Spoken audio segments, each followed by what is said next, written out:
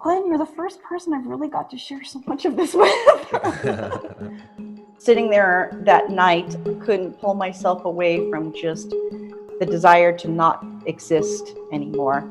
And so that ping on my phone was so much more than just my friend reaching out to me. It was sort of the universe saying, whoa, hold on. We've got more to do still. We've got more to do still. An officer walks over to me and starts to read me my rights. And I'm terrified. I'm like, wait, what? And I just had to tell them, like, so no, you can't grind at our church. Like, you have to dance like Book of Mormon length apart and all that stuff. He had that look in his face and he sat down and he says, well, it's a tumor. It's a tumor. It's a tumor. It's a tumor. And then there was other things that really grated on my nerves. I never believed in this one true church kind of thing. Were you about to say one true church shit? Yeah, kind of. Yeah. You're allowed. You're allowed. I swear. Yay! Yeah. It was strange. It was a strange memory because I wasn't quite in my body. I was hovering. I'm showing all my vulnerability because I think it's important. Not really shared this story before. Hovering. It's not legal here in Utah. I don't know how I'm going to get it. And he says, well, I promise, honey, I'm sure you can find a bag of weed in Utah somewhere. Wait. There were many voices that came before me trying to raise awareness for this cause. So I don't want to diminish their light by egotistically saying I single-handedly did that, because there's always been somebody carrying the light for this cannabis movement, generations. But for me in Utah, yeah, we started quite a phenomenal thing here.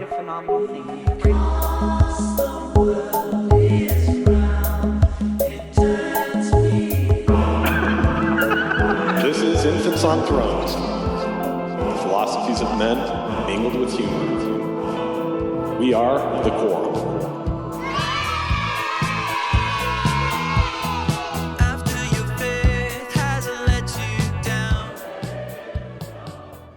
Look for the good in everything. Look for the people who will set your soul free. It always seems impossible until it's done. Look for the good in everyone. Welcome back to Infants on Thrones. I'm Glenn Ostland, and this is episode 698. Christine Stenquist and the untold story of medical cannabis legalization in Utah. Now, this is part one of what is going to be an absolutely fascinating three-part series. And I'm so grateful to Christine for her willingness to share so much of herself in these interviews. Her story is real and raw, and I want to give a trigger warning right here up front. There's talk in this episode about suicide, child abuse, near-death experiences, and, of course, medical marijuana. Now, I'm lucky enough to live in Arizona, and I've had a medical marijuana card since 2016. It helped me to get off opiates and muscle relaxers that my doctor frequently gave me for my chronic back pain. I have a degenerative disc, and I pretty much always feel some degree of pain from it. So I frequently take a puff or two of nice indica right before bed. And last night, as I was medicating out in the backyard, I had a few ideas for some things that I wanted to say to introduce Christine in this episode today, so I recorded those thoughts on my phone. Now, I had planned to listen back to it and write it down to create a nice, polished intro, kinda like this one. But then I thought, hang on a second, this series is about legal medical marijuana. Why not include the audio from when I was feeling the effects of my own legal medical marijuana? So here it is, and I only made one mistake in what I said. See if you can find it. I'm high off my mind. I'm floating in the desert at sunset. You know, when I first started listening to Mormon podcasts, the first one was a Mormon Stories interview that John DeLynn did with a married couple in San Francisco who had just left the church. And I remember I was on an airplane flying to Japan for business. And I just, in an instant, fell in love with this medium of storytelling. Like getting to hear the experience of these people that I had things in common with because of our upbringing, but were also so different from me. And I get to vicariously experience through their stories some things in life that I'll never experience any other way. And then I started listening to Mormon stories, interviews with Elna Baker. Like I'll never live the life of Elna Baker, but I got a little piece of her life in that interview. Some guy from the Dream Mine that bought stocks and believed that he had seen the, who was it, Alma, reincarnated Alma the Younger. That was amazing. And I fell in love with this podcasting thing. And it's really my pleasure over the years to get to know people and talk to people and experience the world through their eyes, things that I wouldn't experience any other way. And this interview with Christine Stenquist is, I can't believe the things that she's experienced in her life, the challenges that she's faced and conquered and been forever marked by, forever changed by. And what she turned that into and what she's done with it is just an amazing story. That's kind of triggering at points. There's some things in this story that might be hard to hear, but it's just an amazing thing, and I'm really thrilled to be able to share this story with Christine Stenquist. Look at me, I'm high, transcending. Remember that you always knew that life should always feel like this. Please remember this. Life is a gift. This body, everybody, is a gift.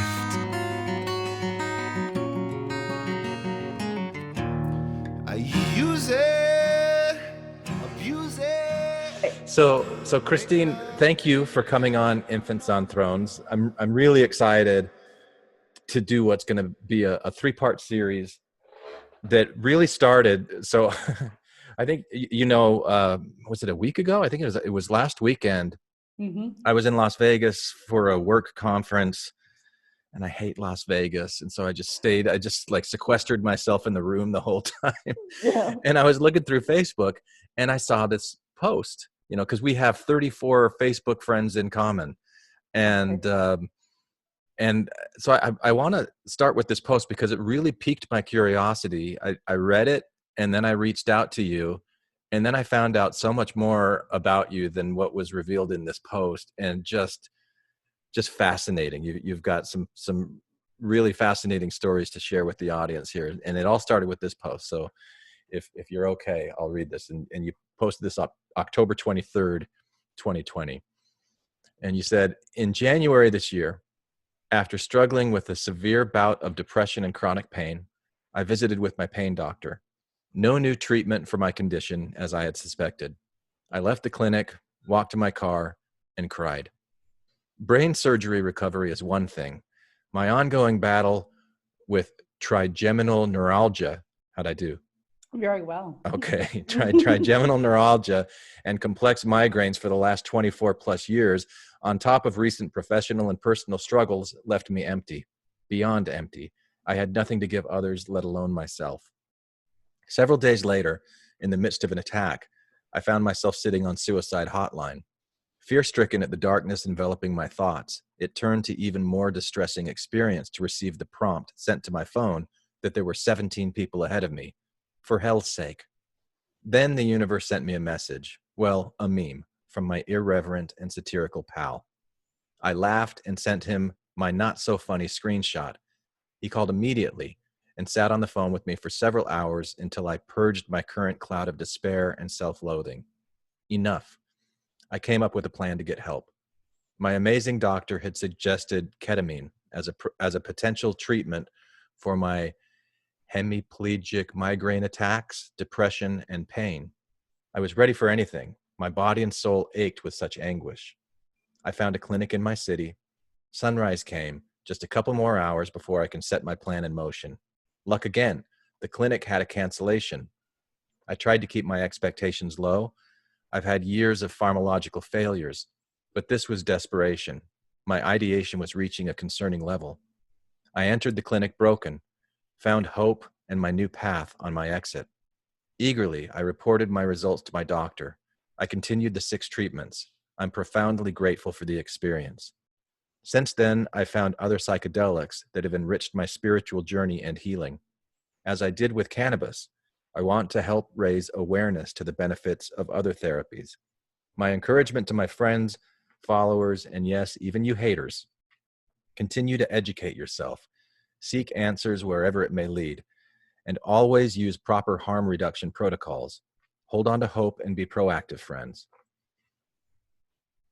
And then you linked to an article that was a really good read. And I read this, Christine, and just was floored by the vulnerability, just like the honesty and vulnerability in there, and just this message of hope. And so let me just pause for a moment and let me ask you, as you're listening back to this, because you said you really haven't revisited it since you wrote it. Right. What do you think as you hear me read it back to you? I think about that night. It was Yeah. it was a very, very, very dark night. And way before Corona ever started for any of us. This Yeah. was in January. And seasonal depression is not uncommon for me. And so sitting there in that night, the ideation was coming and I couldn't seem to pull myself away from it. I couldn't pull myself away from just the desire to not exist anymore. And so that ping on my phone Yeah. was so much more than just my friend reaching out to me. It was sort of the universe saying, whoa, hold on. We've got more to do still. There's a reason we put you number 17 on this list. Exactly. Yeah. And it was an amazing journey that led me to that night. And there's been quite a bit of a journey that's gone on since that night. Yeah. And I had no idea when I reached out to you that would it be too embarrassing if I say that you pretty much single-handedly are to be given credit for medical cannabis being passed in Utah in 2018? it'd be terribly uncomfortable for you to say single-handedly. Yeah. Because I very much believe in the many helping hands. For sure. You can for sure say I'm the catalyst. Yeah. For sure, I am the catalyst that did try to whip up this movement, because there were many voices that came before me, Yeah. trying to raise awareness for this cause. So I don't want to diminish their light by egotistically saying I single-handedly did that, because there's always been somebody carrying the light for this cannabis movement, generations. And but for me in Utah, we started quite a phenomenal thing here. And so we had a couple of telephone calls last week, and you told me much of your story, and it is just it's amazing. So we're going to start tonight just a little bit of your background, your experience with the Mormon Church. You had a near-death experience that kind of led to this chronic pain, that led to your discovery of cannabis, that led to the political movement and getting cannabis on the ballot and all of that. And that all led up to this experience in January. And then from January in 2020, while COVID's going on, you've had this marvelous transformation experience as well. And so we're going to talk about that over the next 3 episodes, however long that takes. Wonderful. Yeah. Thank So you. where do you want to start, Christine? You if I remember right, you grew up in Florida and you were a convert to the Mormon Church. Is that right? I am. Just for background, my mother's family is from Utah. Mm. She was born and raised in Ogden, Utah, which is about 30 miles north of Salt Lake City, which is the capital of Utah. When she was 13, her family left and moved. Her stepfather was stationed in Florida, and so that's where my mother and her family grew up. The next several years. I was born in 1972, and kind of towards the tail end of the Vietnam War. My father and my mother met each other when he got home from Vietnam. He had just graduated from the police academy. And my mother at the time was pregnant with me. She's a teen mom. She got pregnant by her high school sweetheart. And because of that situation, it terrified her of what to do for me in the future, and had tried to break off that relationship. Her friends encouraged her to meet somebody else, and they introduced her to my father, who raised me. And their journey was short-lived. They got divorced when I was about 4 years old, and my mother, took off, and that's such a sad way to put that. She went and finished raising herself. To be very truthful, she was a teen mom, and had 2 small babies, and didn't get a chance to grow up. And so she kind of went and finished growing up. My father had custody of us, and is not LDS. He was Lutheran, but he wasn't even I wouldn't say an orthodox religious type of practicing person of faith. He was, God loving, God fearing rather. Yeah. God loving countryman. He just, he was just a patriotic man, and anytime I asked about church or anything like that, we would show up at church. I was pretty convinced it was because he loved the Jewish bakery that was around the corner. But we would go on the important holidays. And you're talking about the Lutheran Church. Correct. Yeah. Correct. So when I was about 10 or 11 years old, my mom cleaned up her life, got married, actually. She started practicing her faith again. She's LDS. And we would go and visit her on the weekends. And one weekend she had the missionaries come over and started these missionary lessons. And because I was older of age, I had to have these missionary lessons. And I was just learning about this faith that my mom was practicing. Now, all of this was very new to me. Being around my mother again was very new. And then her faith was very new to me. It was just all very strange. And I remember coming home one weekend from being with her, just really distraught, because I don't know what lesson it was, but I just learned that if you weren't an LDS member and you died and you weren't sealed to your family, you couldn't be with them for time and all eternity. I was learning about that, the celestial kingdom and all this. And I was mortified that my dad wasn't going to be with me. So I go home and I'm crying to him like he doesn't understand why I'm so upset. And I hand him this Book of Mormon. Now, mind you, I'm 10 years old now. Yeah. I hand him this Book of Mormon. I'm like, Daddy, please read this, because if you don't read this, I can't be with you. God's not going to let you be with me forever. Wow. And my dad, it's like, I'll read it, Chrissy. Like, he still has it to this day. I don't think he ever read it. But he reassured me that not to worry, that things were going to be okay.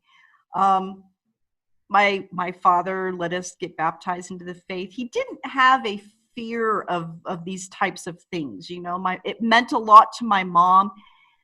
He saw that she had done a lot of improvement in her life. He didn't have this desire to use religion as a weapon or a tool. He was, if this makes you happy, then do it. He didn't have any fear. And that gave me a sense of security in venturing into this thing that my mom wanted us to be a part of. I remember it was just foreign to me. It was just everything about it was just odd to some degree. Now, my father is very much community minded. He's a cop.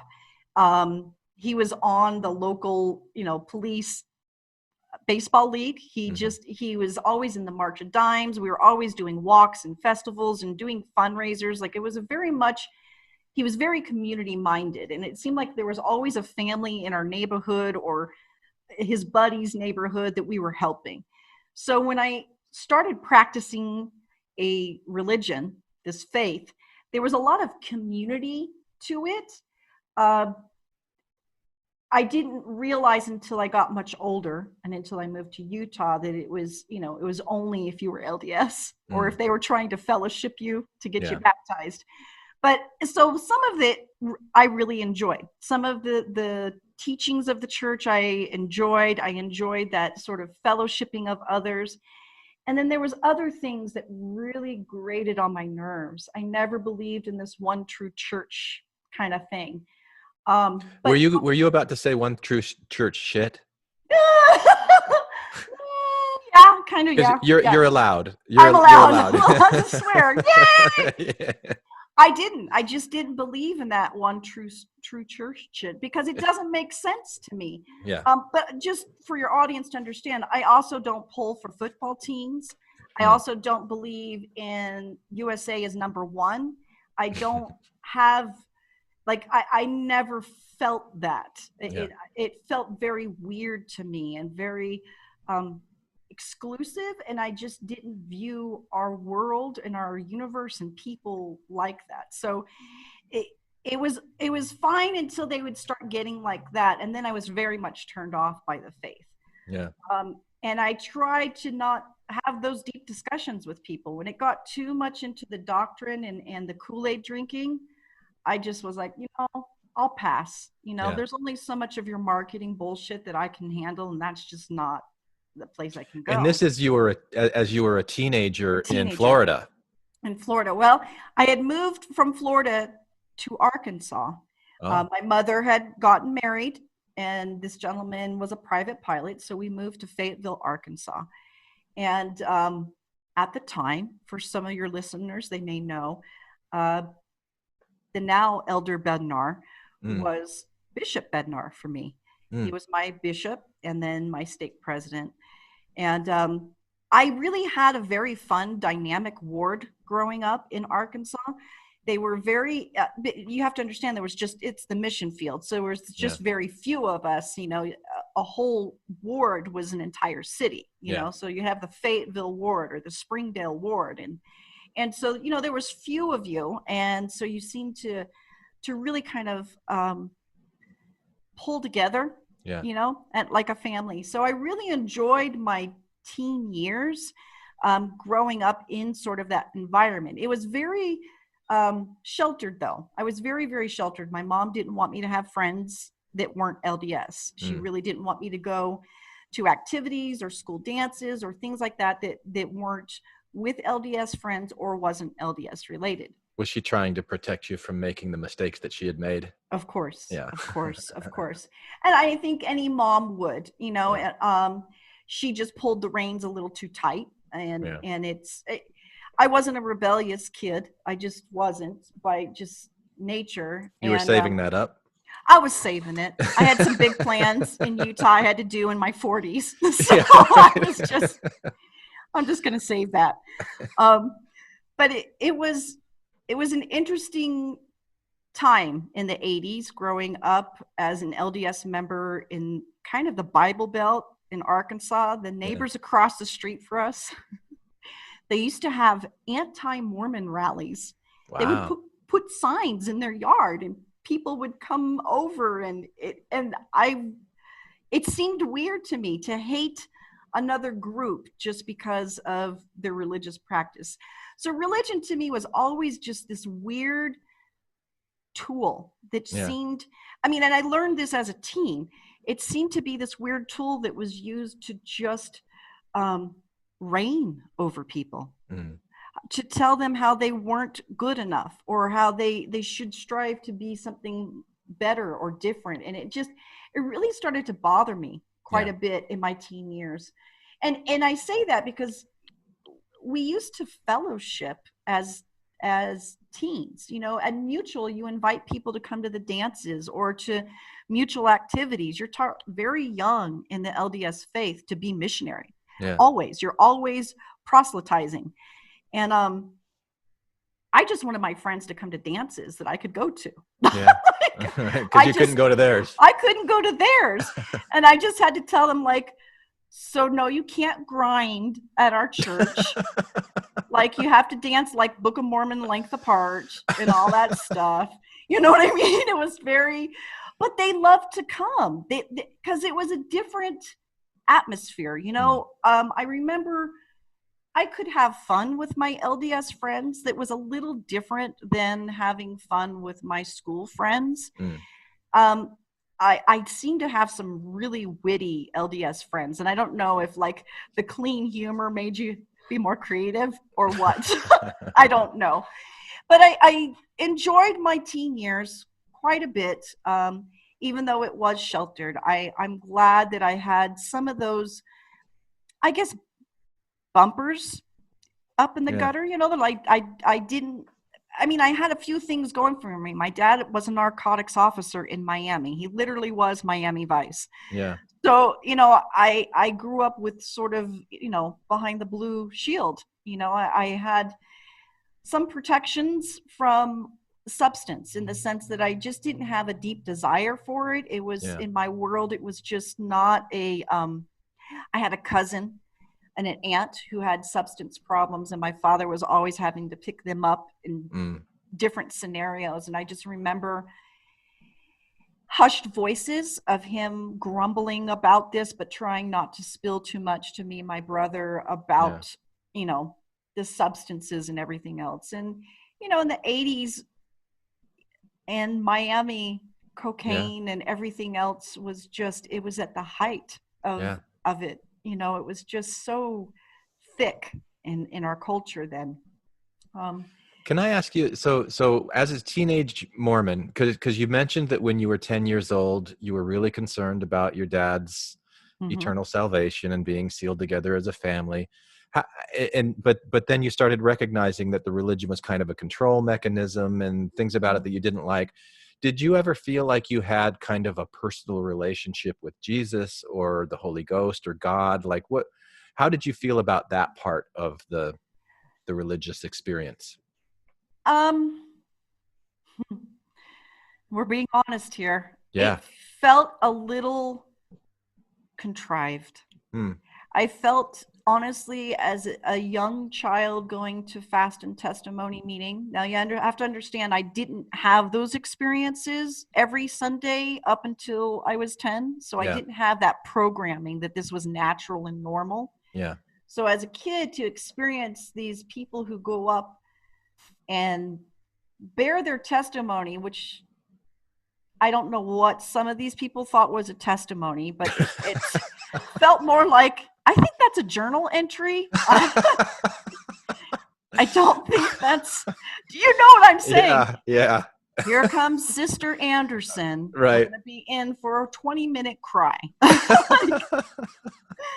And bless their hearts, you know, I'm sure, you know, their hearts tug, but it felt weird to me. It didn't feel spiritual, motivated. Some people were great storytellers and, you know, probably did have some guided experiences, and they labeled it the way their church taught them to label it. This is the Holy Ghost, and it guided you to make sure you did something so your car wouldn't crash or something. I don't know. The stories just seemed like human beings grasping at anything for answers. Wow. You know, after you would hear it as a kid over and over again, it's like, I know this song and dance already. I mean, I really know this routine now. And I would participate in it without a doubt. I was a good Mormon girl. I would get up and I would bear my testimony, and I know this church is true. And I didn't know shit. What does a 13-year-old know about the world, the universe, gospel? Are you kidding me? It's all programming. It was all programming. Yeah. I used to we used to drive to church as my mom would be swearing at us kids to stop touching each other and don't do that, We get to church, we pile out of the minivan, we go in looking all prim and proper and every hair in place. And it just all felt like a show. It just, Yeah, because you don't see the struggle that was going on behind the scenes. We got to get out. Are you ready? Like, come on. I know. Yes, it's so awful. And then we get there and we all put on this beautiful little act for each other that our lives are perfect. Yeah. And it just, so young. I just saw right through some of this stuff and it just bothered me. But, I kind of got past this sort of like, okay, this is the game that's being played here. These are the rules to play this game. Yeah. Once I figured out the rules, I found my niche. And my niche really was, I like the underdogs. I like to fight for the underdogs. And oddly, in Arkansas, the Mormons were the underdogs. Mm-hmm. There was just this tiny little band, this ward and these other little branches that made up our little stake. It was cute. For whatever reason, being LDS meant I was different in my school. There was only 6 of us. So I got to be different without having to abuse substance, without having to just be this crazy rebel. I got to be different by, oh no, Christine doesn't drink. That's just not what she does. But she's fucking funny as hell. Like, sorry for the profanity, but it was good fun. It was good fun. Yeah. And I got, it's okay for you to say that word too, Oh, yeah. I didn't get the list. I was waiting for you to send a list over of all the right. Yeah. Like everything that George Carlin says is gold. Oh, fantastic. Thank you, George. Yeah. This podcast in its early days was heavily influenced by Louis C.K. Not so much anymore. Not so much anymore. Yeah. Well, but I also grew up with Bill Cosby comedy records, but not so much anore. So things change. Me too. I used to love Bill, and now no more pudding. Yeah. So at some point you left this Arkansas/Florida paradise to come out to the promised land, Utah. I did. And people thought you were crazy when you did that. Yeah. It was a very tumultuous life that I was leading. As my teen years were kind of winding down to, I was 16. And at 16, was having problems at home. My mother, and respectfully, I say this with tenderness, was starting to suffer some mental health issues. My stepfather was a private pilot and was gone about 3 weeks out of the month.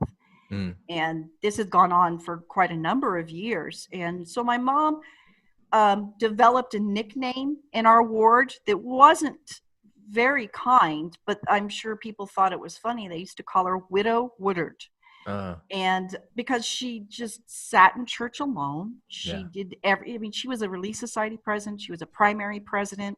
She held many church callings. The poor woman worked herself to no end for these callings in church. And this bar of perfectionism that either was self-imposed by her or she felt pressure from the ward. I'm not quite sure.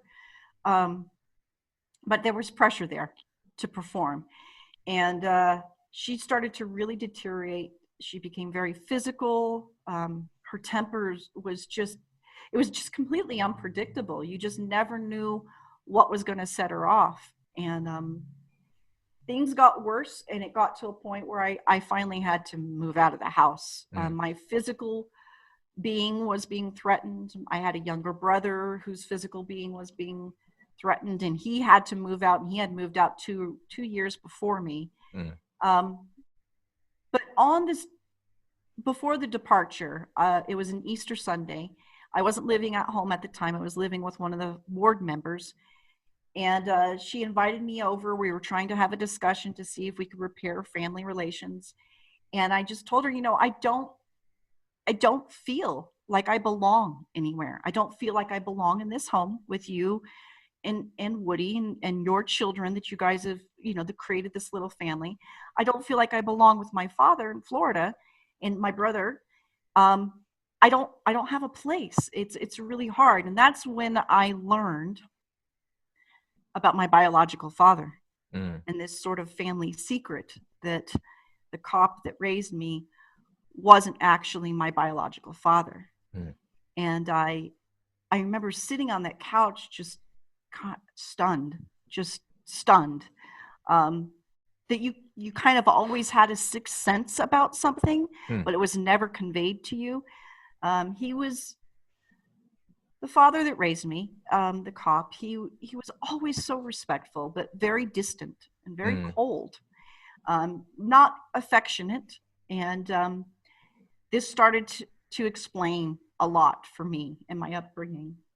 And I decided that I was done living with my mom. I went into live with my grandmother my senior year in high school. And my biological father reached out to me my senior year in high school to find me.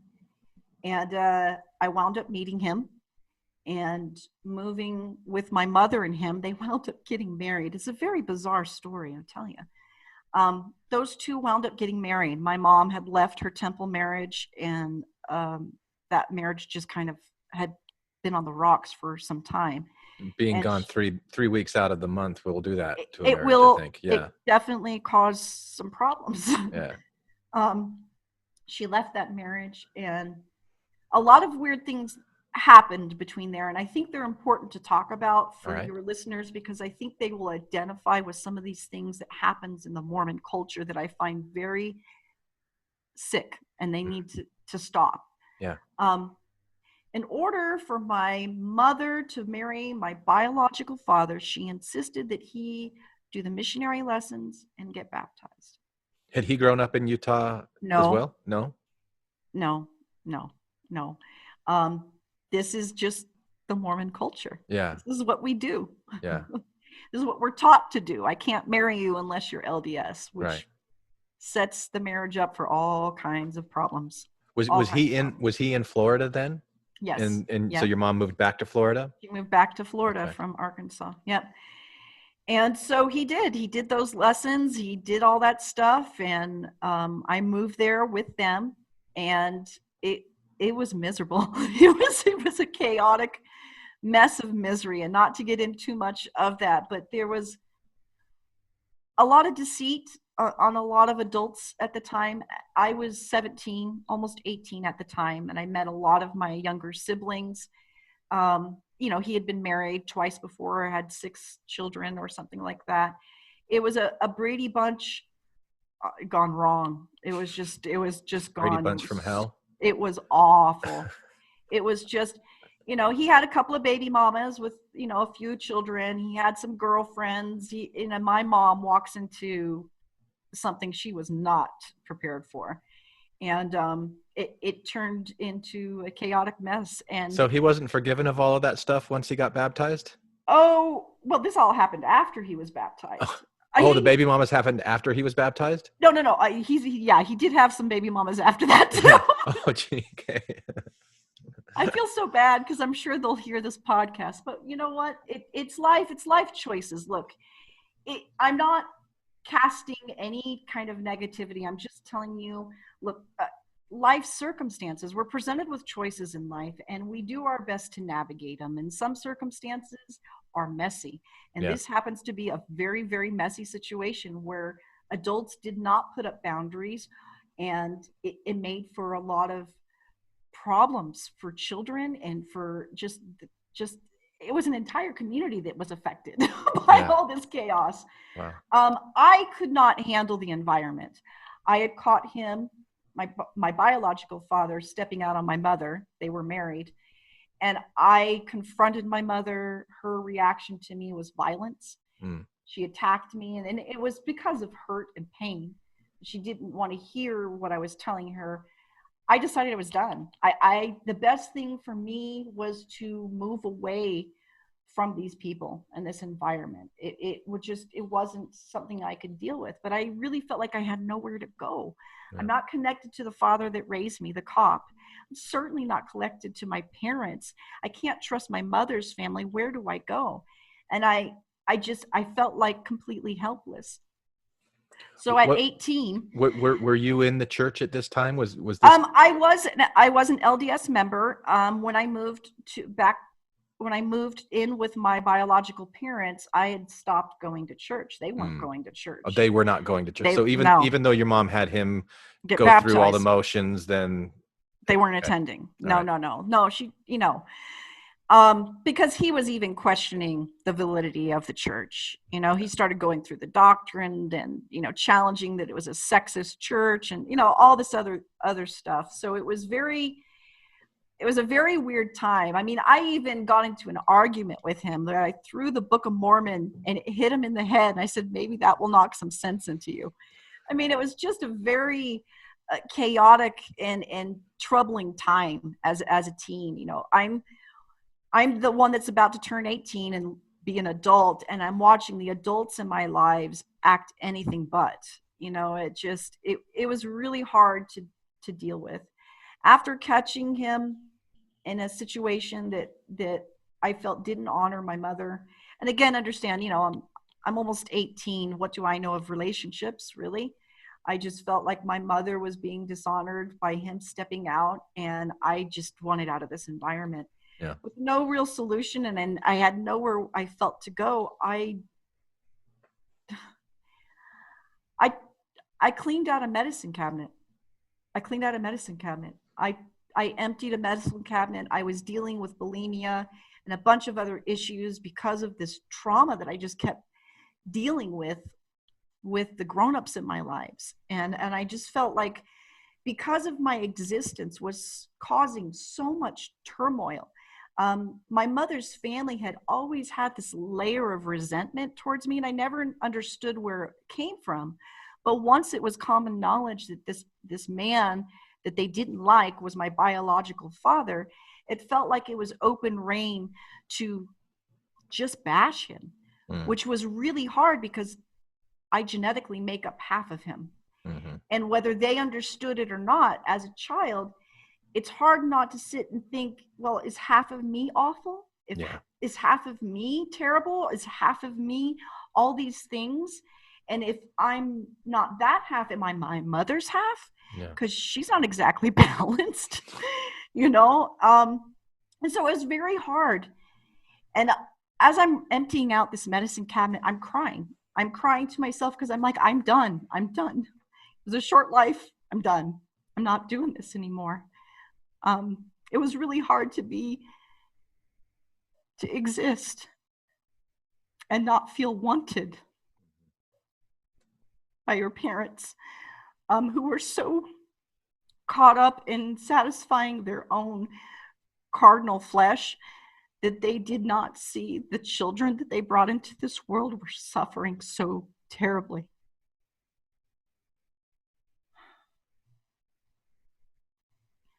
I had asked my roommate's daughter to not be in the room with me that night. I asked her if she could go sleep with her mom. She was a teenager too. She was only like 13. We shared a room. And I put on a little nightie. I wrote goodbye on my arm, on both of my arms, and on my legs. I turned on a fan, and I thought naively that I was just going to fall asleep.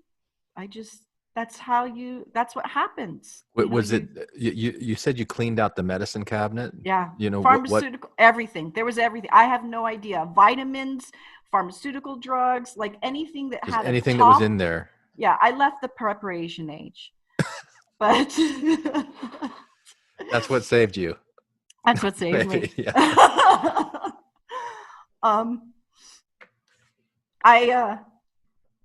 I fell asleep thinking, I'm so sad that they're going to find me in here like this, just so naive, just so silly and naive.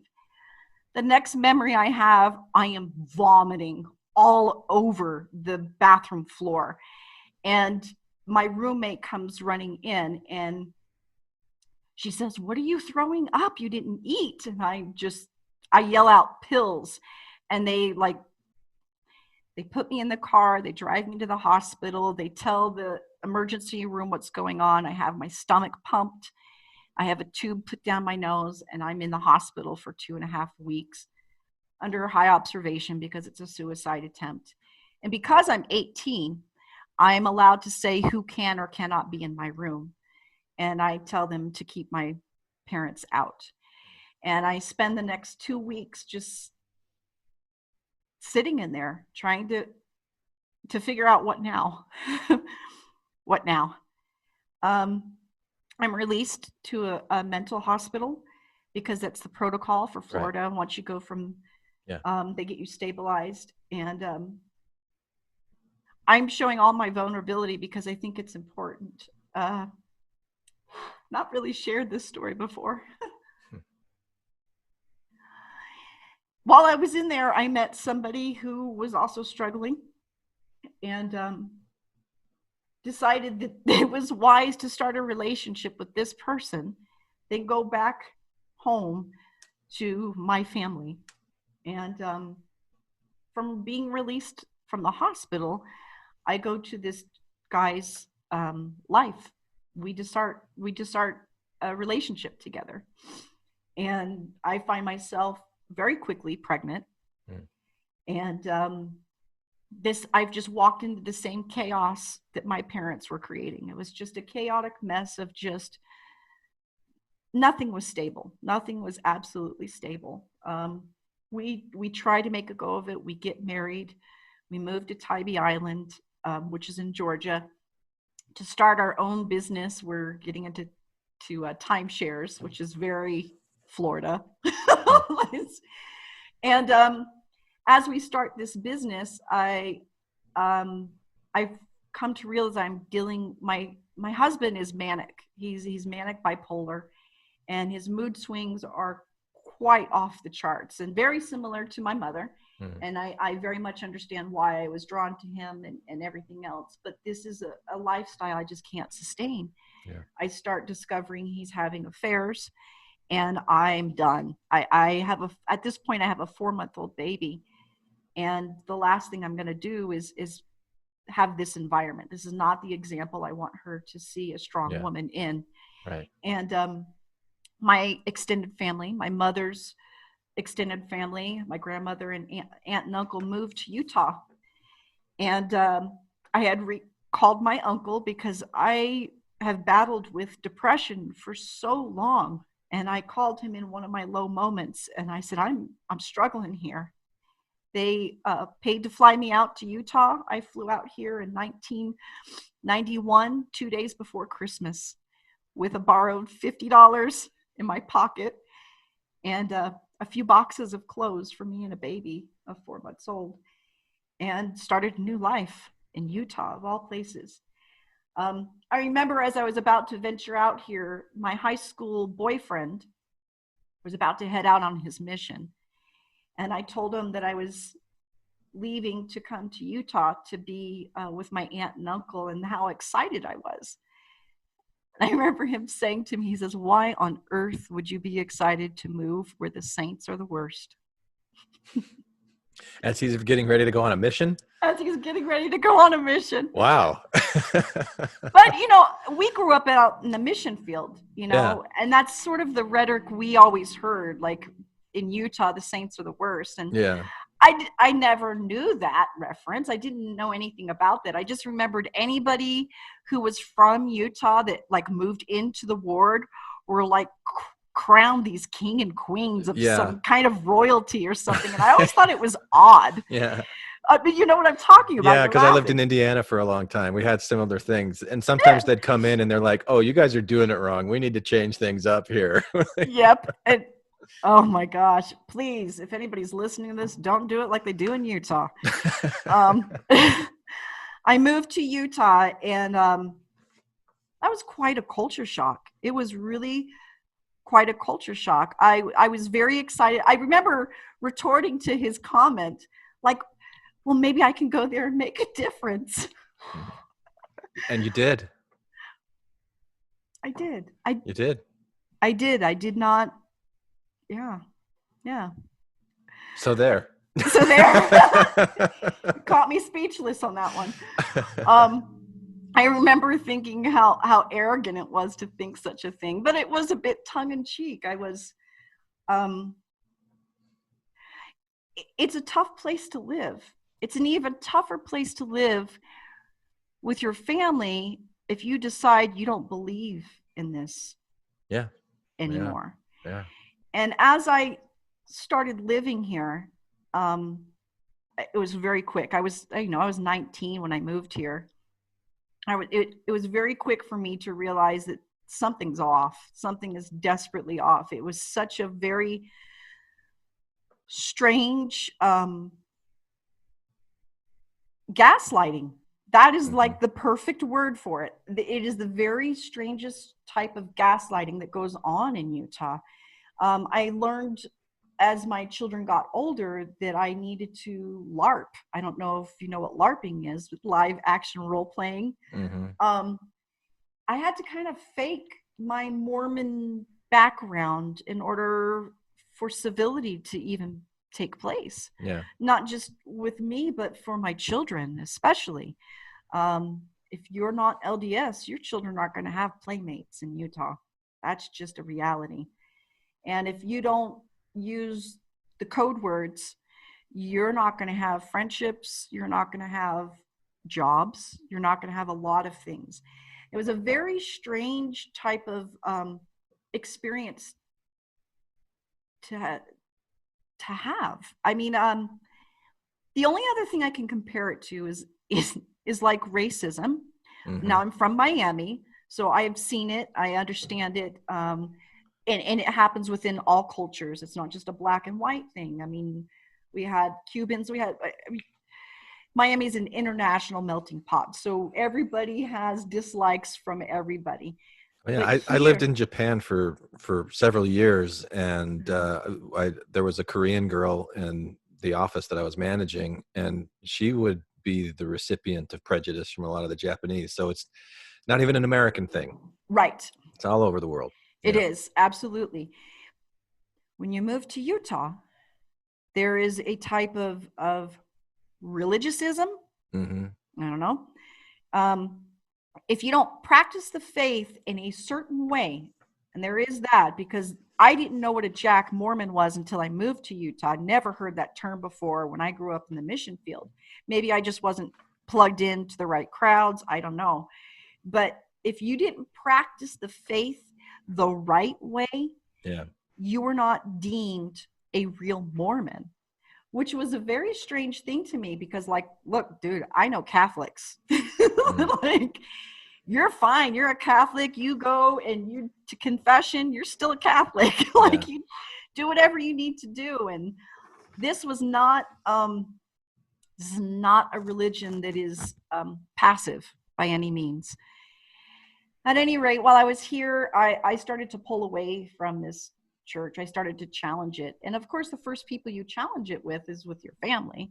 Yeah. And that started to create a rift with those who were active members and those who weren't. And I was definitely among those in the family that was vocal about the doctrine, and whether it was doctrine or just manipulation on old Joe's part or not. And that just didn't sit well with a lot of people in my family.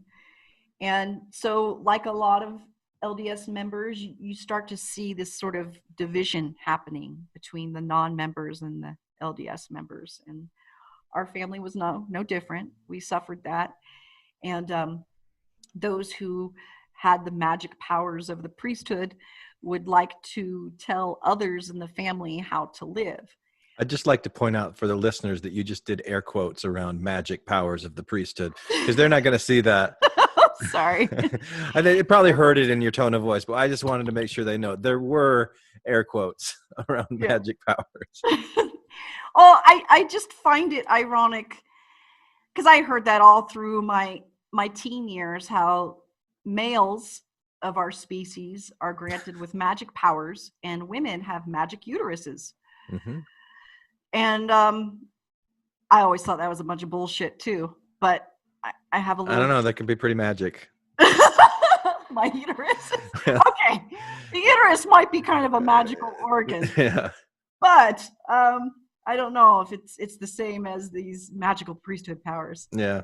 I don't know. Some of that stuff was just strange to me. Yeah. Watching these individuals in my family abuse their self-anointed power through their faith.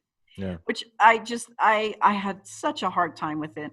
I would walk away from family scenarios where their arrogance would just exude out of them, and I completely turned off. I had no interest to engage with them at all, because there's nothing you can do. It's not like you can be around these individuals and say, oh, I'm with my family. That's not my family member anymore. That is somebody who is part of a cult, and I don't want to entertain his abuse. I just won't. And if I'm not around, he can't sit and tell me how I'm living my life wrong. Yeah. So I just pulled away. I pulled away from my family. You find your own tribe. You start finding people that you have commonality with, and I tend to gravitate to those who kind of have been abused by their family in this faith too. Over time, I needed to go to school. I got divorced from my first husband once I moved to Utah, and I had these two small babies, and I needed to go to school and figure out a way to support. Oh, you had a second child with him too? I had a second child out of wedlock. I had it with a boyfriend here, and that was a very interesting situation too.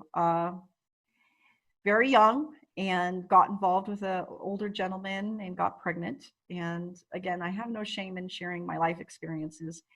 I did not want to have this child. I was struggling as it was with just one. And an aunt and uncle had approached me and asked if I would be willing to place him up for adoption with them. They couldn't have children. I really adored this aunt and uncle. Except for the religious part of things. Yeah. They were great human beings. They're just little, hitting that Kool-Aid pretty hard. Yeah. And I agreed. I said this, I felt like this would be the best option. Towards the end of my pregnancy, I started to have some preterm labor, started to have some complications. And I strongly believe it's because emotionally the time was drawing near. Yeah. And I think I was just having a hard time with what happens next. I went into preterm labor. He came about almost a month early. And when he was born, he was limp. He was purple. He was not breathing. I was terrified. My doctor, I remember sitting up and saying, "What's going on?" He told me to lay down. And eventually he got him breathing, but he was in the NICU. He was in the intensive care unit, the newborn intensive care unit, on oxygen. He was still huge. I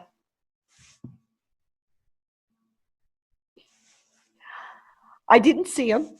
After I had him, I had some health complications. I had to go into surgery. I had a stent put in, and before I was released from the hospital, I decided to stop by the NICU and just see him through the glass. I was terrified if I saw him, I wouldn't be able to break that motherly bond. Right. And it proved to be difficult. I remember looking at him and then leaving. Later that night, my aunt came over and asked if she could take my then 2-year-old for the night so that I could rest. And it was very sweet and very generous of her. And when she took my daughter, I sat there in my apartment alone, and my mind could not stop thinking about that little guy struggling to breathe in the hospital. So I jumped on the bus because I didn't have a car. And I took the bus up to the hospital. It's almost 11 o'clock at night, and I walk into the NICU, and the nurses know the situation. They know that I'm the birth mother, and they know there's an adoptive mom. And I asked the nurse if I can hold him, and she said yes, of course. And she walks me over to his incubator, and he's stuck between these two little twin baby girls that were born, and they're just tiny little things. They're like 2 pounds, and he's this whopping 7-pound kid. But his little lungs, his little chest just keeps caving in because he's struggling so hard to breathe. And my heart just broke. For a million reasons, my heart broke. I wish that I was stable. I wish I wasn't struggling so hard financially. I wished so many things as I picked him up and cradled him in my arm, and I'm holding the oxygen near his nose. And I sit there for 7 hours. And I just hold him for 7 hours. And I tried to say my goodbyes. And I set him down. My nurse walks me out, and she was so kind and so sweet. And she says, he's gonna be okay. I said, I know. I just wish I was more. I called a friend to come and pick me up because it was Sunday, and here in good old Utah, nothing runs on Sunday. And so the buses weren't running. So my friend comes and picks me up, and I hadn't really talked about the pregnancy and the adoption or anything with anybody. I just tend to keep things to myself as I manage them. And I started sharing with her how frustrated I was with the circumstances, how my heart was pulling, and I was very worried about this adoption going through. And she comforted me. I got home and I was trying to lay down to get some rest, and I got a phone call, and it was from my aunt. She says, hey, we're going to come bring Andrea over. And I was kind of shocked because it's literally like 7 o'clock in the morning. And I was like, okay, that's something's odd, something's up. And she gets there, and they tell me that they had called up to the hospital to check on the baby. And the nurse kind of snapped at her because she said, you were just here, the baby's fine. And that's when my aunt realized it was me that had been up there all night.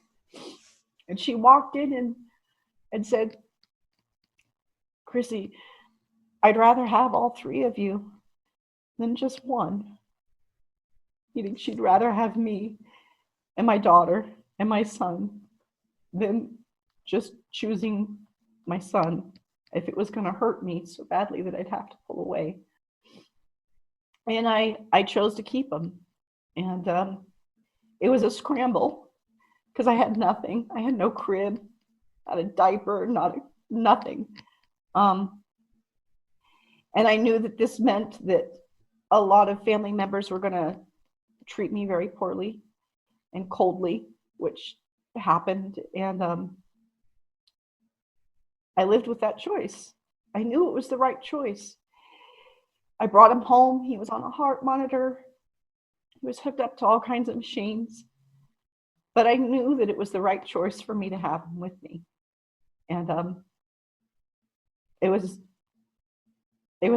quite the struggle as we tried to navigate, trying to find services for us, trying to find items to feed. I mean, there was so much I didn't have. I was still such a struggling mom. I was fighting with my ex. I just won my divorce case, and I got custody of my child and wasn't getting alimony. I didn't have any skills. I was struggling on state assistance, trying to come off, trying to go to school while I was pregnant. There were so many things that were stacked against me that I didn't know how I was going to manage. I just knew this little guy couldn't be away from me. But the story doesn't stop there. Because I was going to place him up for adoption, I had gotten the biological father's to sign his parental rights away. Because that situation didn't play out the way we had planned, I felt it was only right to let him know that I was keeping the baby, and so that he had that opportunity to have that relationship. I was still passing kidney stones after that birth, and so I was still having problems. I was going to the hospital. I had to have these kidney stones lasered. At this point, my son's probably 2 weeks old, and I'd asked the biological father to come over and babysit while I was at the hospital, and he did. My son cried a lot. He had acid reflux. He had to sleep on a slanted board. He had a lot of health issues. When I got home, he was crying. It wasn't something I thought was terribly different than normal. A couple of weeks later, my kidney stones had finally passed. It was close to Halloween. Halloween fell on a Sunday that year, and so we were celebrating it on Saturday. And so my aunt came over, took me and my daughter to the local mall to do trick-or-treating. She's just a little 2-year-old, so we're doing the quick little buzz around the mall, hit as many stores, and then we're going to take her to grandma's and go home. I asked the biological father again to come over to please stay with my son, so I don't he doesn't need to be out in the cold and out in the weather. And during that visit, he says, "That's fine. How long are you going to be?" And I said, "Not very long, maybe an hour and a half at the most, you know." I call when I get to my grandmother's house after leaving the mall to check in on my son. He says he's fine, but when are you going to be home? He said, "Just shortly. It shouldn't be long at all." He says, "Well, you need to get home quickly." Bear in mind, we're not a couple at all. He's just babysitting his son. I get a phone call from him at my grandmother's house, and he says, "You need to come home now. The baby's rolled off the couch and something's wrong with him." I hang up the phone because I find that odd. At this point, he's only 6 weeks old. 6-week-old babies don't roll, and certainly not off a couch. And I turned to my aunt and I said, "We really need to go back to my house. Something's not right." He says, "The baby's rolled off the couch and I'm really worried." We show up and he's got him wrapped up in a blanket. And I pick him up and I lay him on the bed and I unwrap him. Tears are still in the baby's eyes. He's cut all his hair off. The child has no hair on his head. That was such a strange thing to do for a 6-week-old baby. So I unwrap him. I start to extend his limbs and he yelps. He starts whimpering. I bundle him back up and I tell my aunt we need to go to the emergency room. I leave my daughter behind because I'm trying to deal with one child at a time. And we're driving to the hospital and I'm uncovering my baby's face. He's not in the car seat, he's in my arms. And petechiae is starting to show up on his face. Petechiae is tiny broken blood vessels. And I panic and I'm really getting scared. I walk into the emergency room and I swear I feel myself dissociate. Everything feels like tunnel vision. Everything feels so distant. I call out to a nurse and I'm saying these words and it feels like it's not me saying them. I say to her, "I think my child's been abused." And she tries to take him out of my arms and I won't give him up. And she's like, "Ma'am, I need to see him. I need to see him." And she uncovers his face and sees the stuff on his face starting to happen. And she's like, "Ma'am, you need to let go of him." She calls a code. The emergency room is swarmed with all kinds of personnel, law enforcement. It was just the craziest thing I'd ever seen. And I'm standing there just terrified, looking at my aunt, just not quite sure what I'm feeling and witnessing is real. They start asking me a lot of questions. I tell them the whole night's event.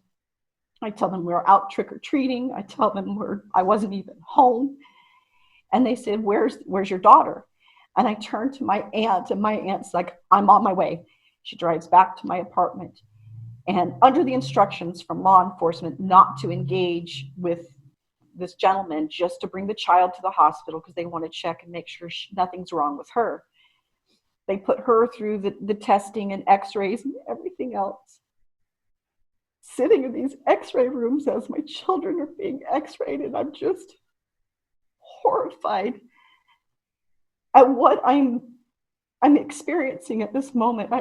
It's so surreal. It's the kind of thing you read in the paper. It doesn't happen to you, you know? The doctor comes in and he starts to tell me what they've discovered. They find that my son has a broken femur on his left side. He has internal bleeding from what they can only suspect is being punched. He has 2 fractured forearms, multiple fractures, old ones that are healing and new ones. He has frontal bruising of the brain. The petechiae is from shaken baby syndrome. Blood vessels and the face breaking.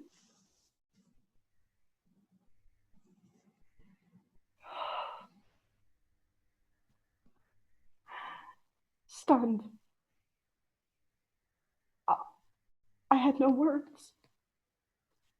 I just had no words. I look at my aunt and uncle, the ones that were going to adopt him. All I can say is, I'm so sorry.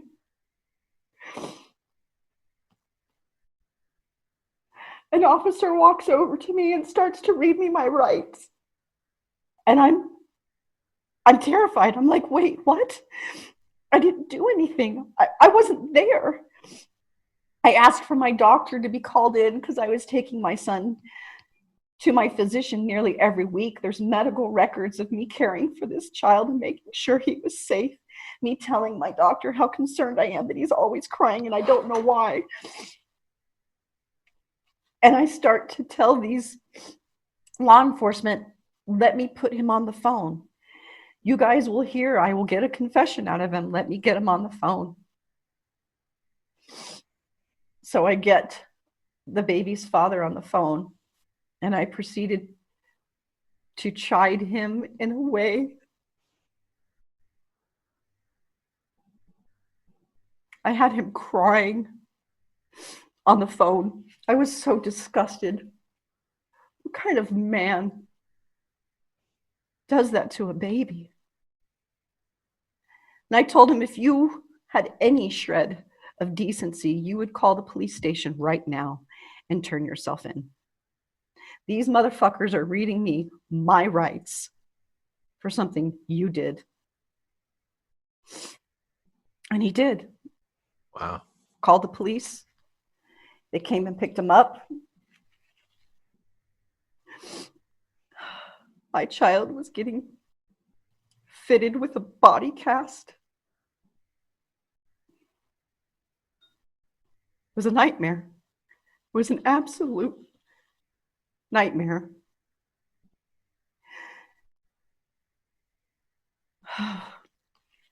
Sorry, it's been a while since I've relived that night. And every Halloween, it's so hard. That beautiful boy of mine is now 27. And he is brilliant. He's bright. They told me that he probably couldn't walk, may not be able to talk. They told me he'd have all kinds of problems. And without a doubt, he was delayed. At one point in time, they thought he was on the spectrum, the autism spectrum. It's really hard for them to figure out if the delays and the behavioral issues are brain damage or spectrum related, because so many things are similar. took a lot of years of therapy, a lot of years in special ed classes, but he's a remarkable young man. And I'm glad that I made the choice I did to keep him, even though life circumstances played out the way they did. Yeah.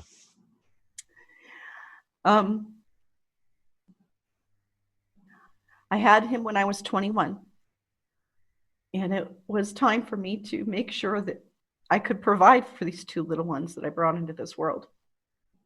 And I started back into school. I got my certificate as a phlebotomist, started working at a local hospital in Bountiful. And while I was in the emergency room delivering some specimens, I had a shot of pain shoot across my face. And I had called out to a colleague. I got his name out because I wanted to tell him I needed to lay down. This migraine was just kicking my ass. And I passed out. I woke up in the emergency room. And this is now you're 24. This is 3 years 24. After my son's born. Okay. Yeah. And that night. And I wake up in the emergency room and I have colleagues around me, and they're telling me they're going to take me in to have an MRI done. You know, they don't know what's going on yet. And I'm like, okay. I'm having a really bad migraine. I'm in a lot of pain right now. And I'd been struggling with migraines for a majority of my life. I started getting them very, very young. The earliest one I can remember is at 7. I do have family members who remember me getting migraines. They were always dismissed as like heat stroke or something else. You know, it wasn't anything anybody could say, oh yeah, she suffers from this. This is why she has that. Anyway, while we were in having a CT scan, they discovered a bubble. The radiologist dismissed it, said it was unremarkable. Because I worked at this particular hospital and I knew to question some of the things and practices, I took my CT scan to my physician who was outside of that network. And I said, I see a mass. I know I'm a layman, but with everything that's gone on, he says, let's get an MRI. He asked me to stay close because I was still experiencing some side effects. I had a lot of vertigo going on. A lot of facial pain was happening. And I stuck around after the MRI for several hours until the clinic closed. And then he asked me to come back into the clinic after hours because he was booked. I got in there and he walked in. Now, I've known this doctor. He's been my family physician for a number of years at this point. He delivered my son. He went through all that chaotic mess with the courts and everything with me. And he walks in and you just know, I just knew something was off. He had that look in his face and he sat down and he says, well, it's a tumor. And I said, okay, well, what are we going to do? You know, what's going to happen? He ordered more tests, and more tests revealed that it was an acoustic neuroma, which is a slow-growing benign tumor. It's a rare brain tumor, but it sits on the equilibrium nerve, the facial nerve, and your hearing nerve. And where it was placed, it was relatively close to my brainstem. And so they were quite concerned that if they didn't remove it, that because I was being symptomatic, they were worried that it was in the middle of a growing cycle and this may be, something that's threatening to my life. And so they felt strongly that I should have surgery. They gave me a month to get my affairs in order because there was a 50% chance survival. They allotted that time so that I could get, a living will in place. It was the sole custody of my children. And so I needed to figure out where my kids were, who was going to raise them if I should pass. I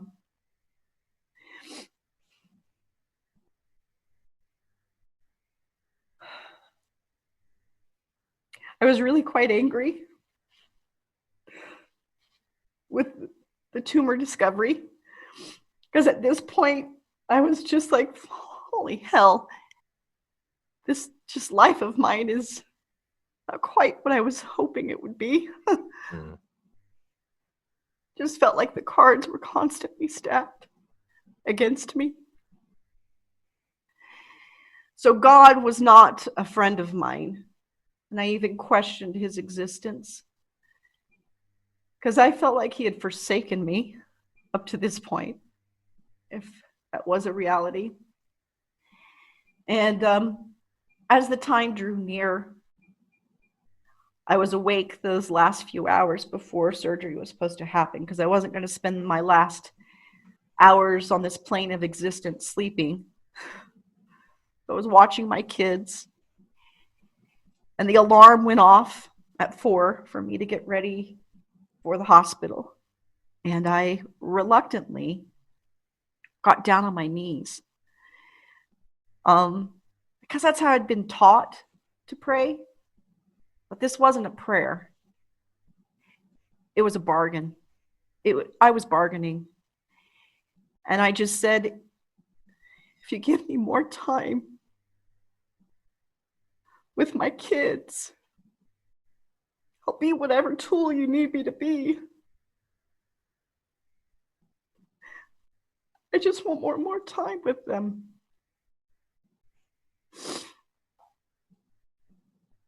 I don't remember having an answer to anything. I just remember feeling peaceful.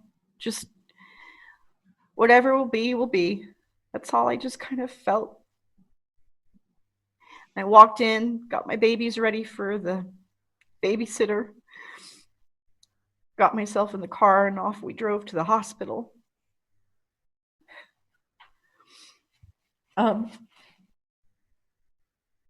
Hospital is very, very eerie at 5 o'clock in the morning. Yeah, It's very quiet. And I remember sitting there. Ironically, my biological father was the one that was with me. Mm. I was terrified of this experience, and I had family members who were doubting that I even had a tumor, which was a very weird thing. My existence with my family is just very strange. And during surgery, or before we went into surgery, I remember feeling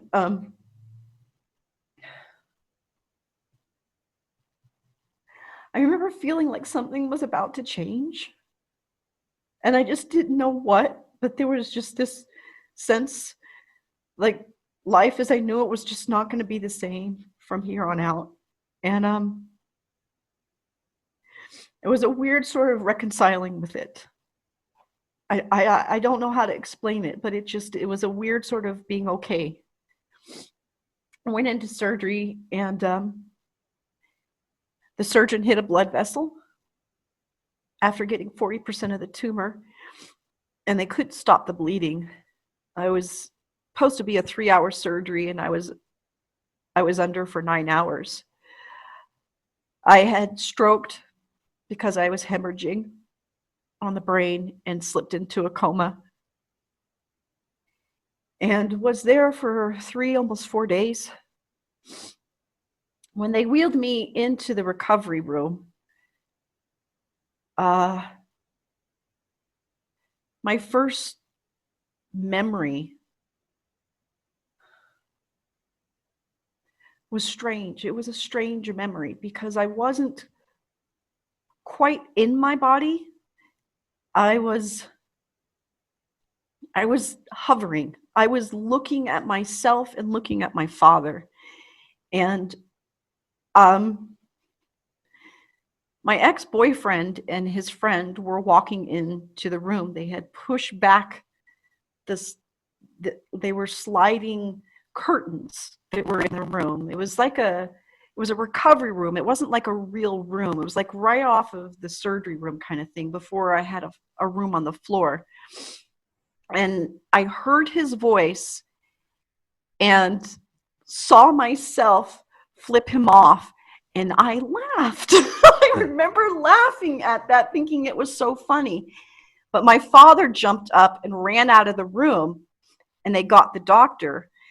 And they said she just moved. And he's So like, you watched yourself flip off your my ex-boyfriend. ex-boyfriend. Yeah, it And was. that's your first memory of recovering from a Of, 4-day coma. well, I was barely in the coma at that point. Yeah. I was barely in the coma at that point. So this was just a few hours out of surgery. They said that I'd stroked and I had kind of slipped into unconsciousness. So this wasn't. So this wasn't after your coma. This was before you slipped into the or. This is as I'm in the coma. I had come out of surgery. I had stroked on the table. Okay. I had stroked on the table, and they had wheeled me into the high observation room, and I was waiting to go into a floor, which was a high observation floor. So because it's like the intensive care unit, I was waiting to get into a floor where a nurse sits right in front of the window and watches you. Mm-hmm. So I hadn't been transferred yet. And so, I was just under for a few hours. So it was a weird sort of experience. And I really didn't understand what I was seeing. It was, of course, days later that I was sharing these experiences with family and friends we were all piecing stuff together. They went and got the doctor, and he came in and shined a flashlight in my eyeballs. And I remember seeing that.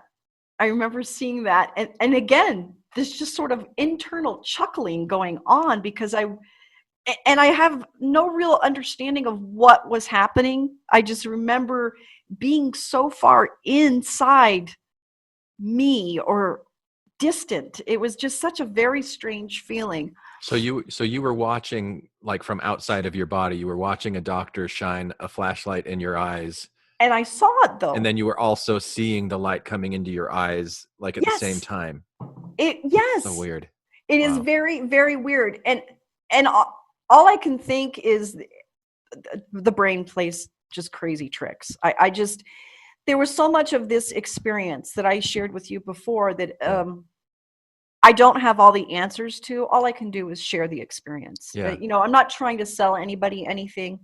It was just unusual. A few days later, I did wake from that coma-like state. But during that time, so you actually have memories of during the coma. I do. Yeah. I do. It was Glenn, you're the first person I've really got to share so much of this with. It was really quite an unusual experience. And I had to do, like I've shared with you, and I'll get into the story. I questioned so much of it for a while. It really plagued me. But while I was under, I met people. I met individuals I think I was programmed to meet. I had a girlfriend who had passed away in my teens in a car accident. Me and my friends were supposed to go with her to drop off sister missionaries at the airport in Oklahoma. This is when I lived in Arkansas. But my father wanted me to come down to Florida to visit a week earlier. He had made flight plans, so I was unable to go with him on that trip. On that trip, my friends had stayed up all night with our friends in Oklahoma, and the driver fell asleep at the wheel and hit a semi head on. So all three of my friends died in that car accident. And the one I was closest to was Michelle. And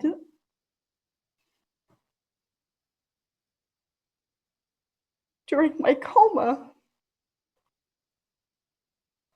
she is who I saw. She was one of the first people to greet me. And when I say this, I've come to understand that this energy, which presented itself as Michelle, I think did so for my benefit. I don't know how much I believe that I was in a different place or if I was just in a different space in my mind. Right. So much of this experience, it's not that I question, I leave myself open because I know that I don't have all the answers, and I would not be arrogant enough to assume that I have all the answers currently now. But back then, I seemed to understand that it wasn't Michelle, but it was the energy in which she was being presented. It was her likeness. And this energy, the way it communicated to me, it was like her presence. It's the way she would have talked to me. It's the way she would have helped explain things to me. And there was a lot of time I spent with her in this space. And it was just, didn't seem to be any words spoken. It just seemed to be a knowledge and understanding, a presence. And it seemed like so much information was being downloaded to me.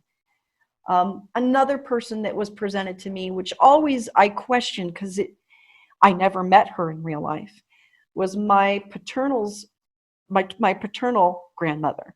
So it was my biological father's mother.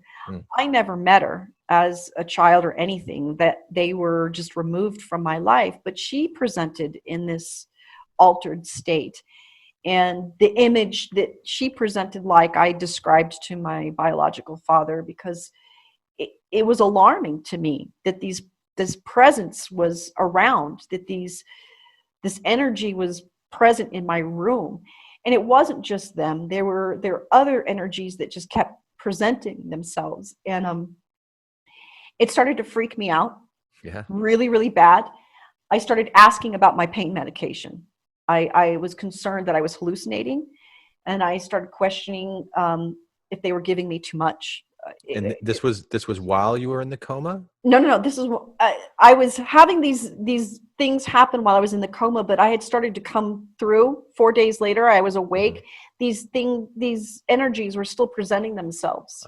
There was at one point in time where I thought I saw Michelle sitting on my bed in this, intensive care unit, and that's when I was getting freaked out that I was hallucinating, and I was getting very concerned because this presence was so strong all the time. I kept going in and out of, I coded a few times once I did come out of the coma that I was in. My stats would drop really low and I'd get pumped with adrenaline and, they'd shoot back up. So I had these moments where I'd get sucked back in to whatever that state was, that coma-like state, just not here. And didn't you tell me that there were times where you felt like if you heard something, it kind of like that sense of hearing through your ears brought you back into your body? It did, absolutely. Your ears don't turn off. They just don't. And every once in a while, my father plays the guitar, and he used to play the guitar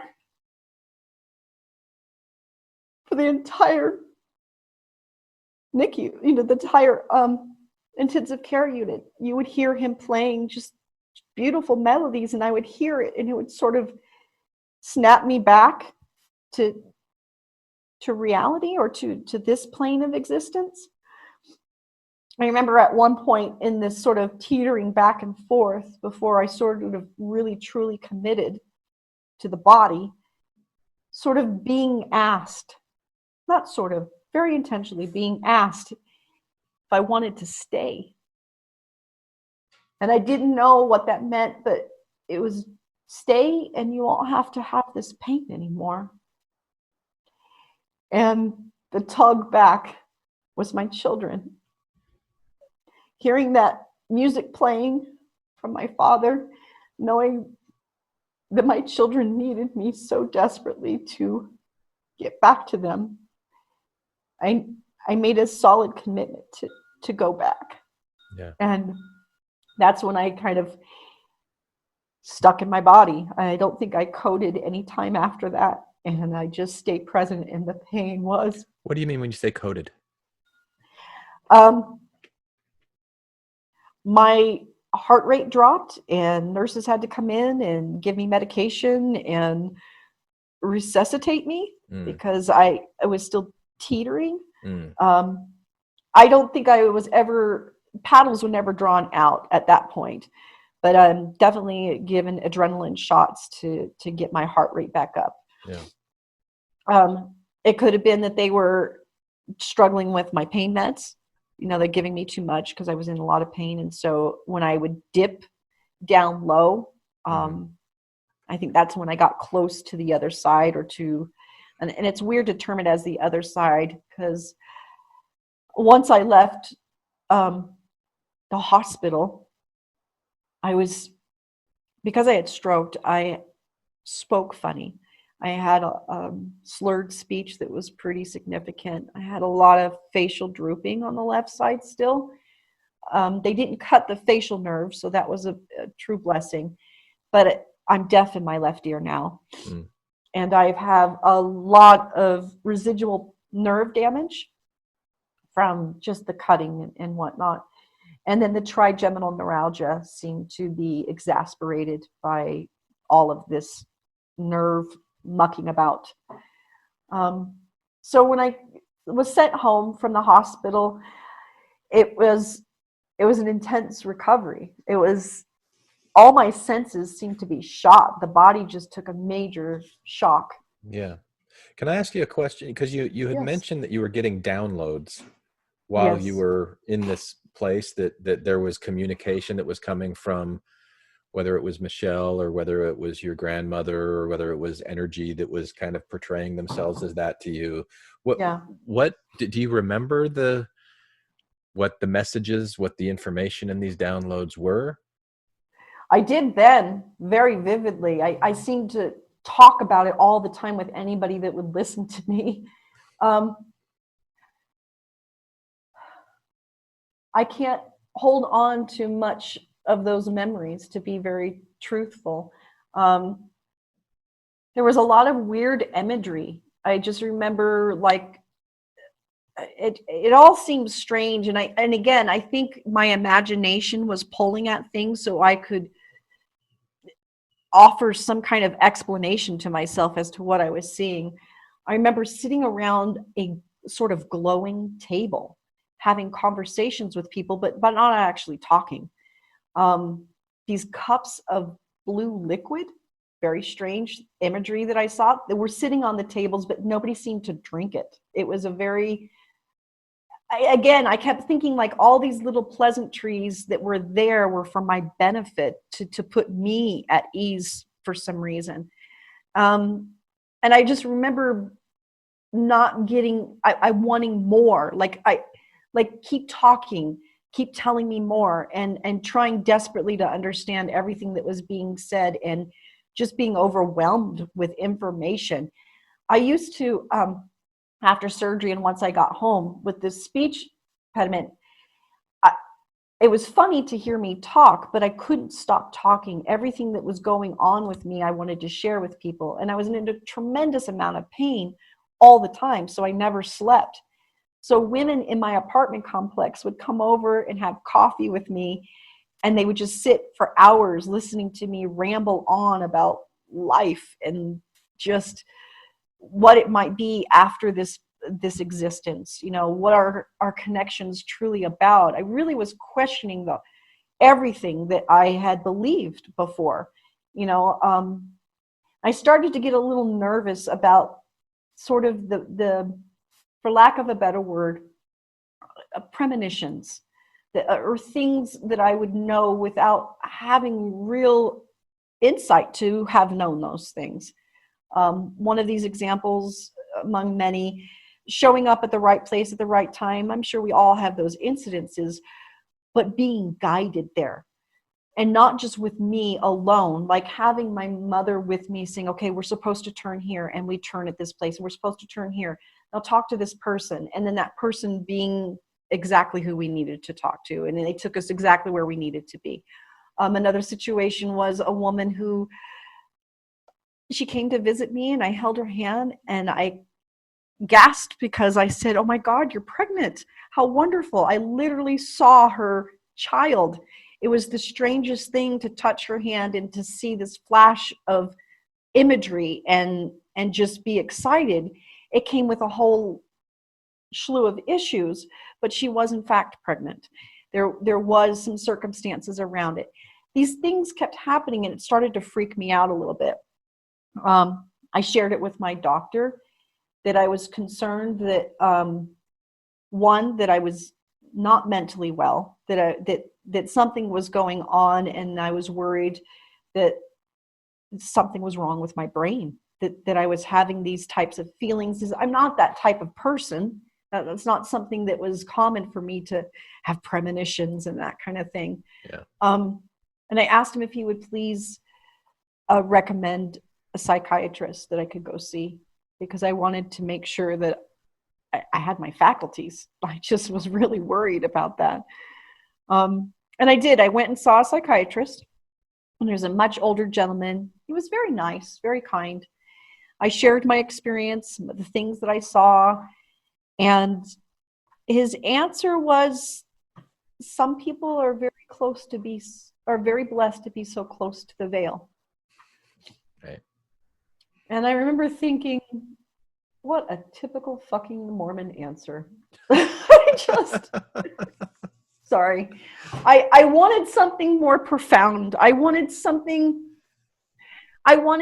didn't want that from him. I went to him like as a psychologist. I wanted you to shrink my brain. I wanted him to tell me that something got messed up in your brain and now it's rewired and you're seeing all these, I wanted something more than that silly, you're close to the veil. It felt like such a cop-out. You have to understand, at this point, I didn't have any faith in the Mormon church, and I certainly wasn't being comforted by its rhetoric.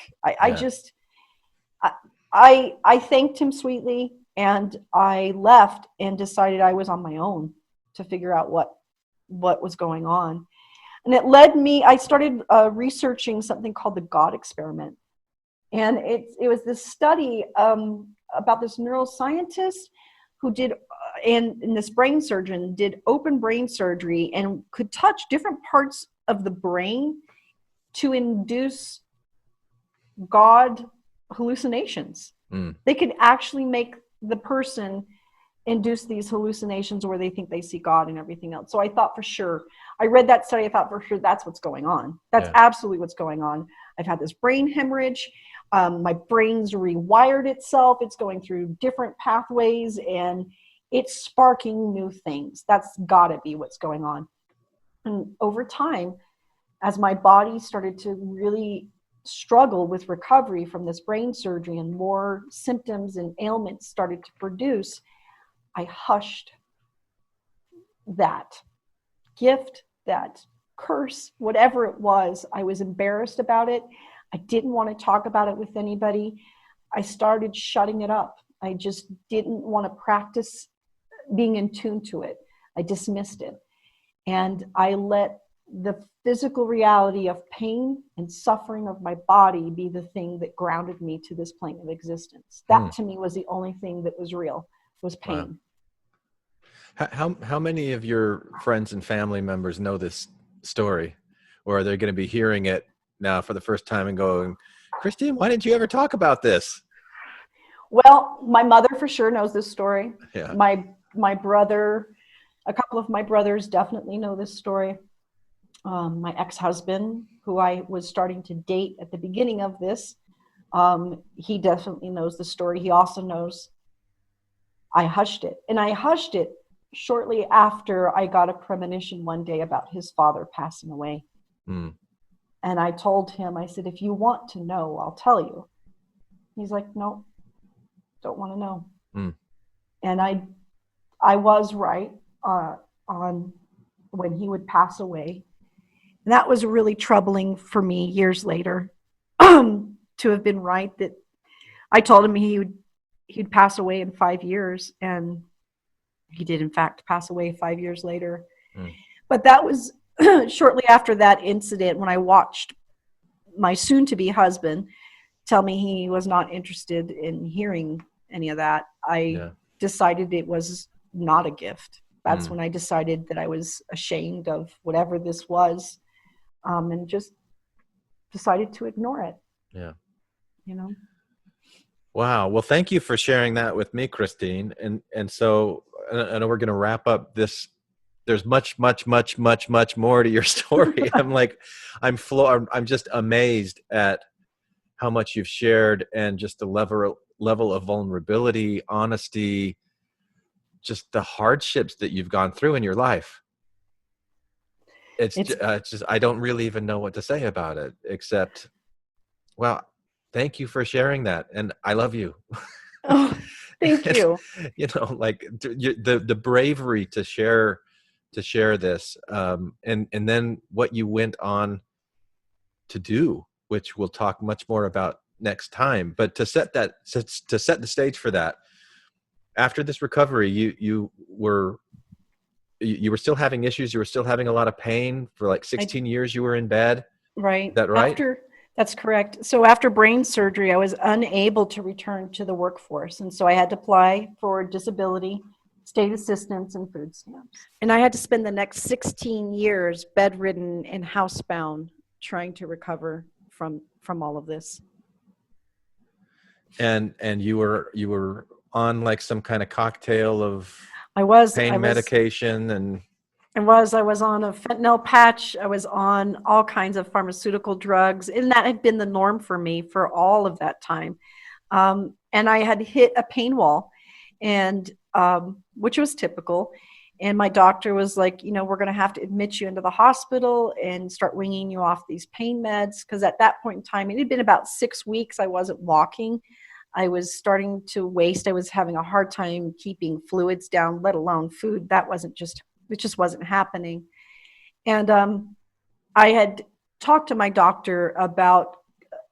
And this was about 7 years ago now that you're talking about, when you hit that pain wall? Well, we're in 2020, so this was 2011. Okay. 2011 when I hit that pain wall. And I talked to my physician and said, you know, I want to try medical cannabis to see if I can mitigate my nausea so I can start keeping these pills down and see if it will help with my symptoms a little bit.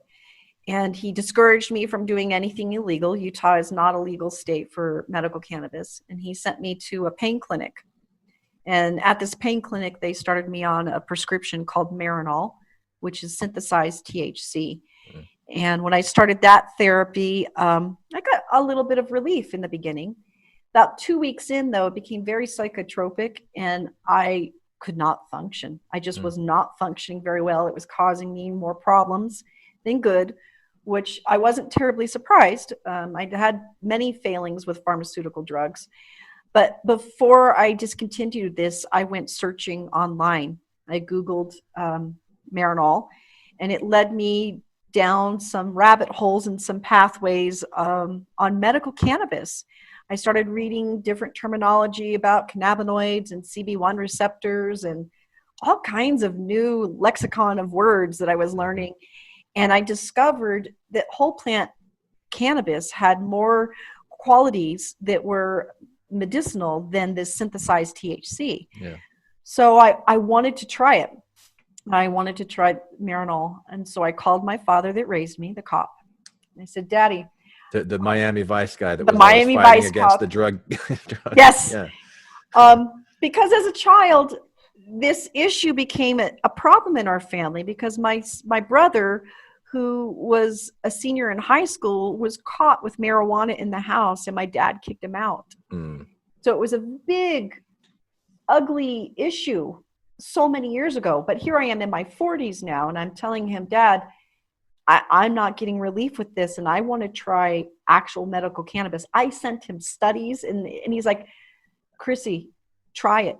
Just try it. I'm seeing here in the press, like people are always talking about it here. I'm seeing stories in the news. He's like, you should just try it. And I told him, but Daddy, look, it's not legal here in Utah. I don't know how I'm going to get it. And he says, well, I promise, honey, I'm sure you can find a bag of weed in Utah somewhere.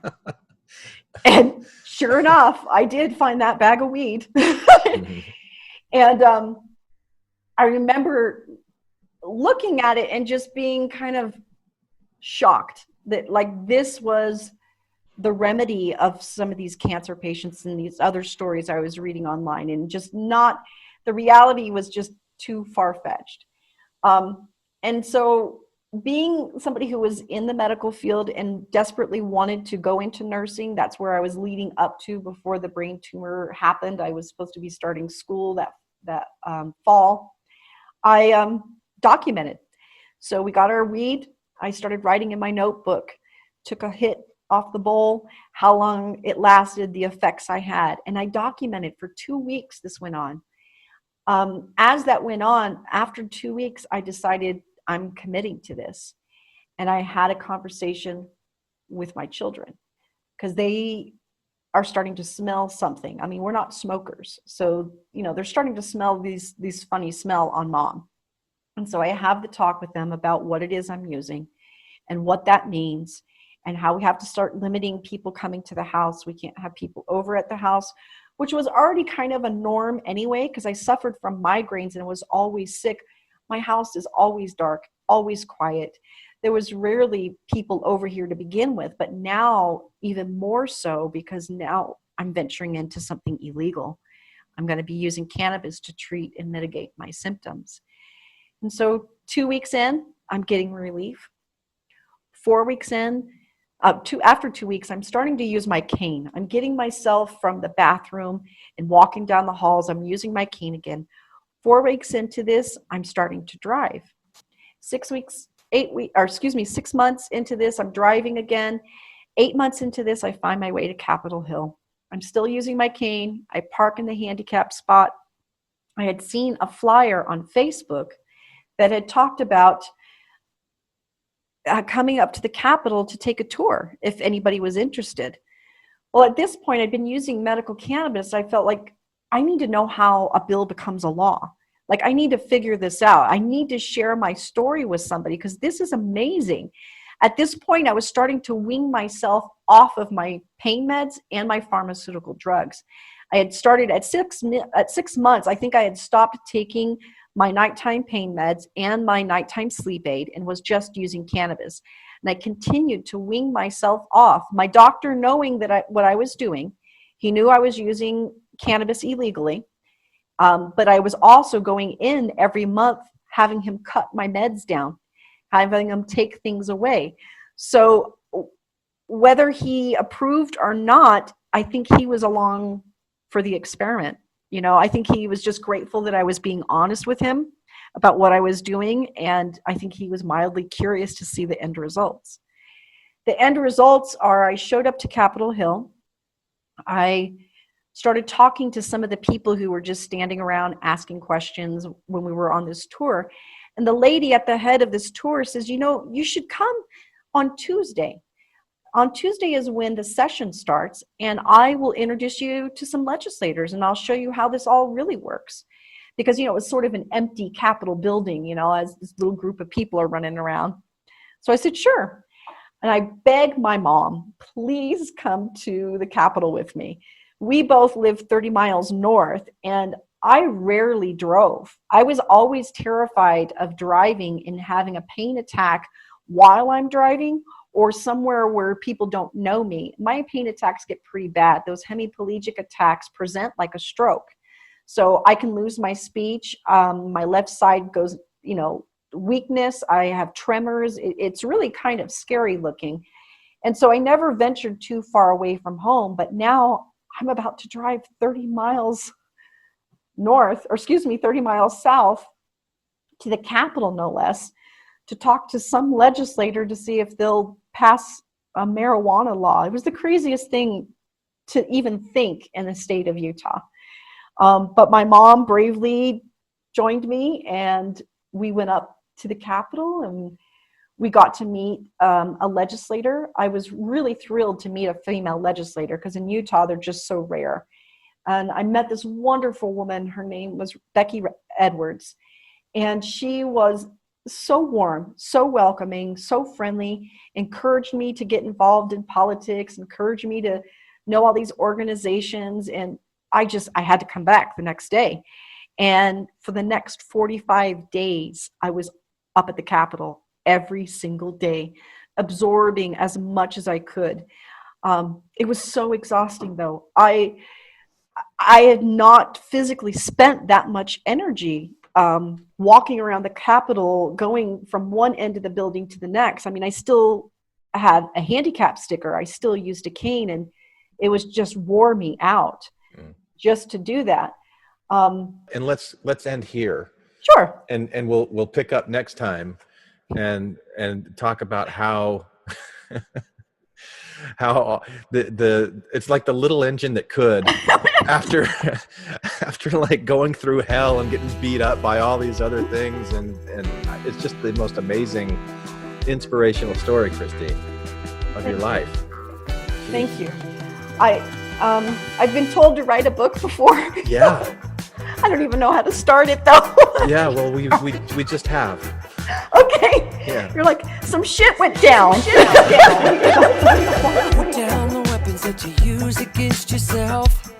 You don't need them anymore. Lay down the weapons that you use against the world. We don't need another war. Put down the weapons that you use against yourself. Hi, this is Hillary. Matthew, Ryan, Carol, Keith, Ashley, and I like to play bingo online while listening to Infants on Thrones. You can comment on this episode on the website, infantsonthrones.com. And if you really like what you hear, give the Quorum a 5-star rating and write a short review on iTunes. I did. Anyone for the closing prayer? My worst crime is an inside job. Dark thoughts taking over like an inside mob. I tune into the scene between the eyes and take a breath. Thank you for listening to Infants on Thrones. I sit still and watch the thoughts float past me. Never mind the future, never mind what the past be. I like to jump and let the universe catch me. Free fall, watch the beauty blow past me.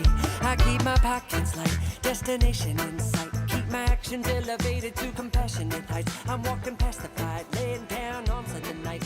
Choosing love when I pick up this mic.